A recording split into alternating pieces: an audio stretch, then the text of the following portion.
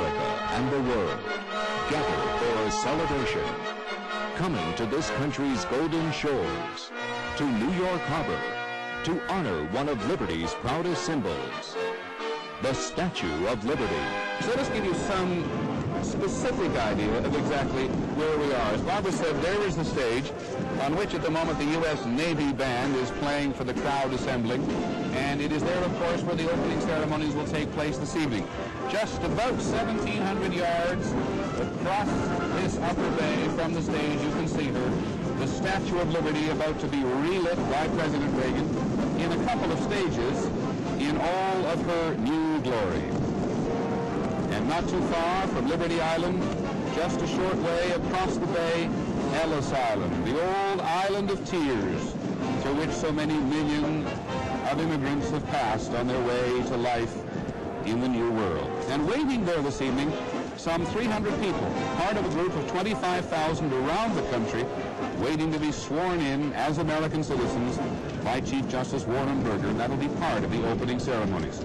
In effect, Ellis Island becomes a federal court just for tonight. And of course, there is the harbor, without the tall ships now, but with the International Naval Armada already berthed and ready to settle down for the night and for the long Liberty weekend. Pleasure ships from all over the place, warships from 23 nations, boys, as we said, to come under, there it is, the Verrazano Narrows Bridge, which divides the upper and lower bays, so named for the first European who set eyes on this, one of the world's great harbors. President Mitterrand, elected as the President of France in 1981 for a 7-year term, who comes here to share the honors of the spotlight with President Reagan this Liberty weekend.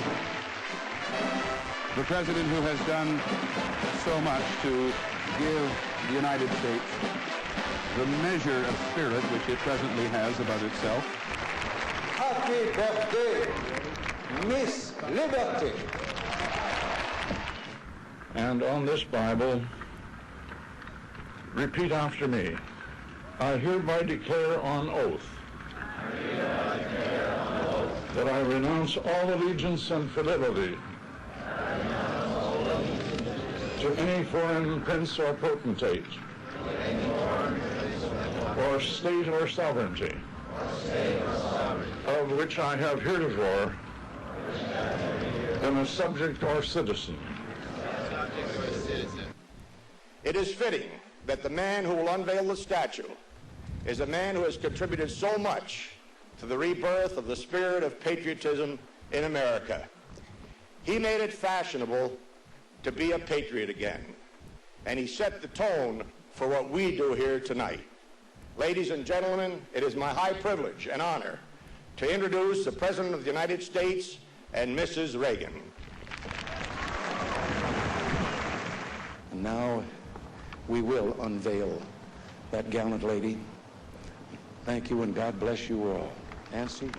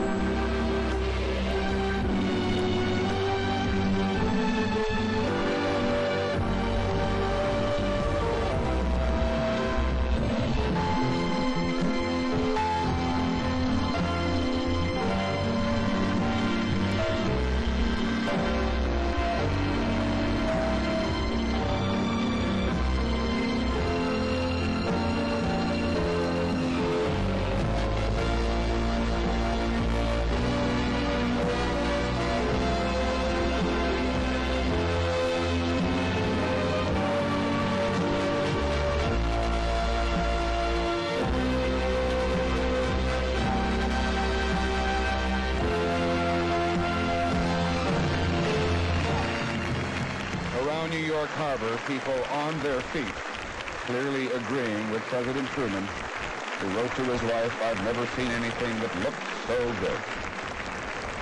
Symbol of a nation, symbol of an idea.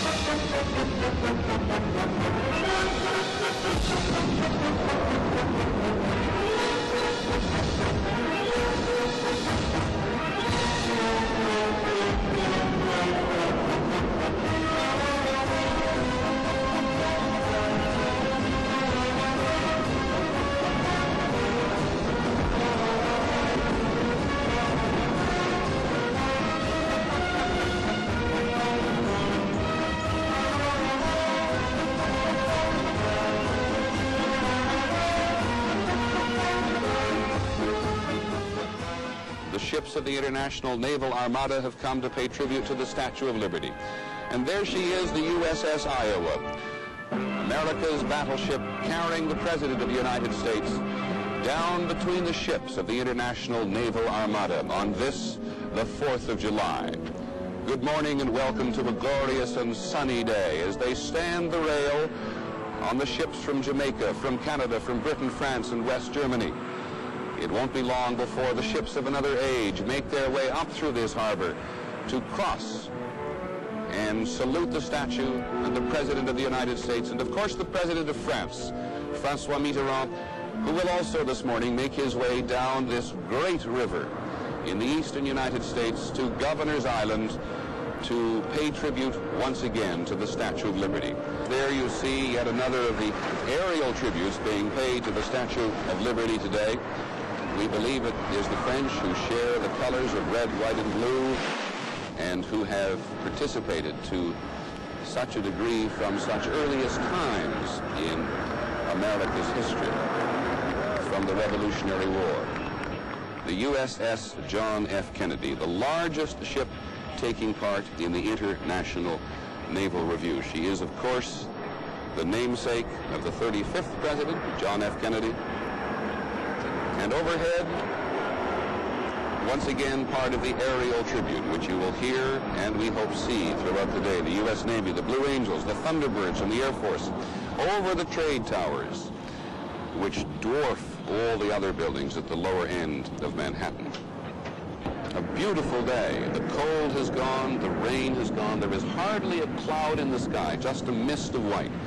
A beautiful day for the President and the Secretary of Defense, Caspar Weinberger, and John Lehman, the Secretary of the Navy. And all the folks have just come to have a plain good time and listen to the ships from the other nations salute the President and the statue. One of ABC's most venerable correspondents, Robert Trout, who now lives in Madrid for us, was here. And here's what it was like 50 years ago. A thin mist on that day in 1936 softened the sharp angles of the New York skyline across the bay from the Statue of Liberty. So dense were the crowds cheering President Franklin D. Roosevelt, campaigning for a second term in the White House, that he was 20 minutes late for her golden anniversary. He traveled to the statue not in a warship, but in an ordinary city ferry boat. The President was there to remind us that liberty was as precious then as the day the statue was dedicated. 50 years ago, our old neighbor and friend from across the sea gave us this monument to stand at the principal eastern gateway to the Western world. We will not forget that liberty has made her home here, nor shall her chosen altar be neglected. And President Roosevelt, who recognized that Europe's dictators were on the road to World War II, referred to a new threat to liberty. To the message of liberty which America sends to all the world must be added her message of peace. Even in times as troubled and uncertain as these. But in 1936, most of us were not thinking of defending liberty. On the island that day, we were intent on celebrating liberty, even as we are today. Robert Trout, ABC News, New York. But you can see as the Armada, the parade of tall ships, makes its way up towards Governor's Island, Operation Sail about to get formally underway with the presidents of France and the United States.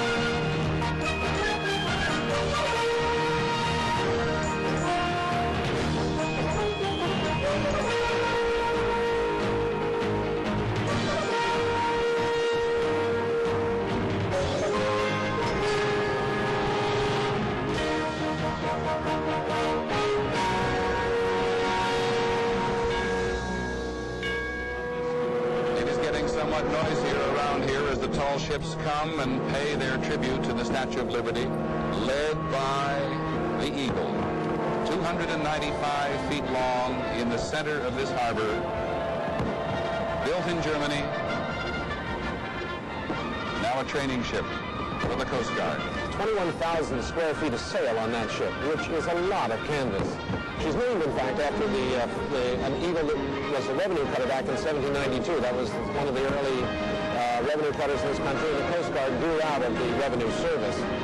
So she has a tradition and a name to carry on that goes back to 1792. The Eagle, the Coast Guard, bark has just passed, and second in line, the ship, the full-rig ship, the Denmark. Her sails are flying. We can see her from this perspective. ABC's Richard Threlkeld can see it from the perspective of her deck. How is it, Richard? And it is quite a perspective, Peter. We're just coming abreast now of the Statue of Liberty, and on up ahead of us is Battery Park. So we'll be going up the Hudson fairly soon at a sedate 5 miles or 5 knots an hour. That's the Christian Radix. That's the Christian Radix. She sails under the flag of Norway. She was sunk during the war and virtually completely rebuilt. Her hull is steel, isn't it? Yes. The parade of tall ships is now fully underway, making its way toward the tall skyscrapers of Manhattan, as you can see in the upper part of your screen. They take those names, they're skyscrapers, from the tall ship's uppermost sail. And if you can use your imagination and go back 100 years ago, the buildings here then were only about 10 or 11 stories tall, and they thought they would shut out the light from the city. There is the Libertad from Argentina. It's interesting that on a day like today, celebrating the Statue of Liberty, we've got a ship whose name means liberty. She's one of the largest. There are a couple in the fleet that are larger than she, but she's 365 feet in length. Escorting the Relatively new. the United Built States 1956. Alexandria. She was built in Argentina, as opposed to being built in some other country and purchased by the country for whom she serves. She serves the naval training group there. Yet another of the most beautiful tall ships, the Guayas. As she moves right past us on Governor Island, the Guayas from Ecuador, named in memory of the first steamship ever to be built in South America, and that was in 1841. She made her maiden voyage in 1978, and it was, to say the least, ambitious. She circumnavigated South America. She called it Lima and Valparaiso. She passed through the Straits of Magellan, rather, though I suppose under somewhat more difficult circumstances than she has come through the picking up breeze here in Manhattan today. She visited the Argentinian ports, went on to Montevideo and Rio de Janeiro. She has 80 naval cadets on board. You now get the message clearly that all of these tall ships are used for training young men, and in some cases, young women, who wish to enter the naval service of their particular country, or may just want the discipline or want the experience. There's another great shot. One of the favorite ships to visit this country, the Amerigo Vespucci from Italy, coming under the Verrazzano Narrows Bridge with her little flotilla, so suitably named for an Italian, Giovanni de Verrazzano, who was looking for China and found America. She's off the John F. Kennedy now, the USS aircraft carrier, which is has the prime position here today, right opposite the Statue of Liberty. More than 20 nations are represented here today in this parade of the tall ships and the not-so-tall ships. And one of the not-so-tall ships is this little brigantine called the Galaxy. She is officially today representing the State of Israel, coming to a city which has more Jewish citizens than does Israel, if I recall my figures correctly. There's music on Governor Island. There are ships in the harbor. We've talked for quite a while. Let's listen to the music and look at the ships.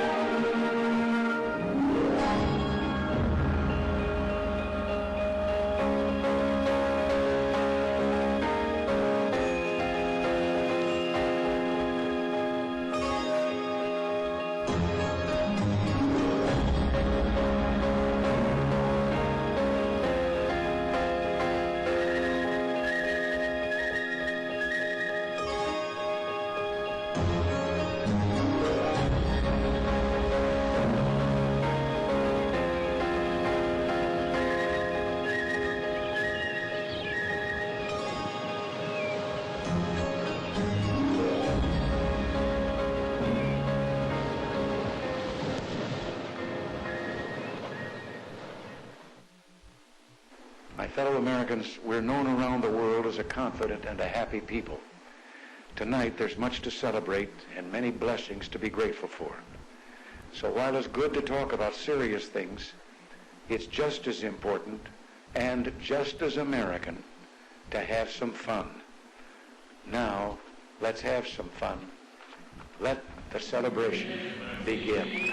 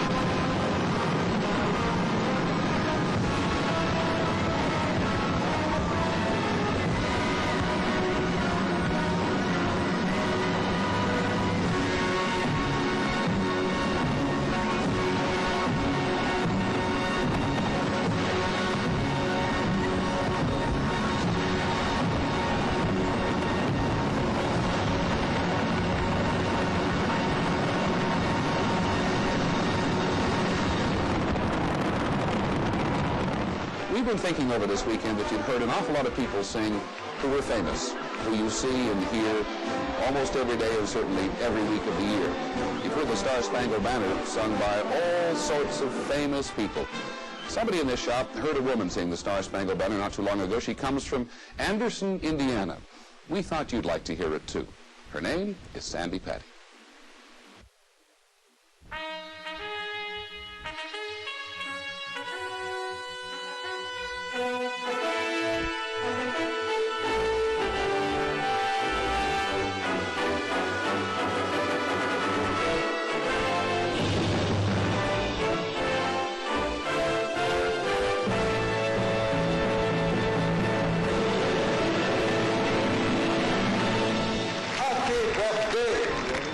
Miss Liberty.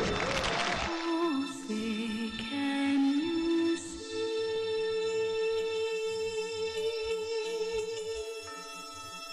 by the dawn's early light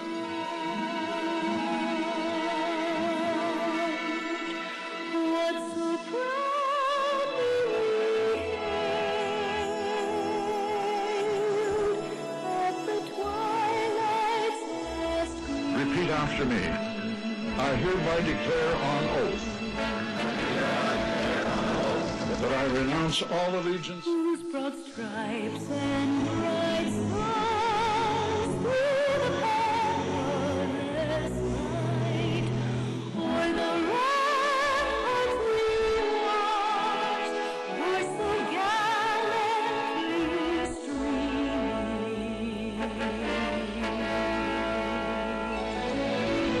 And the rockets lit the loom of the first evening, gave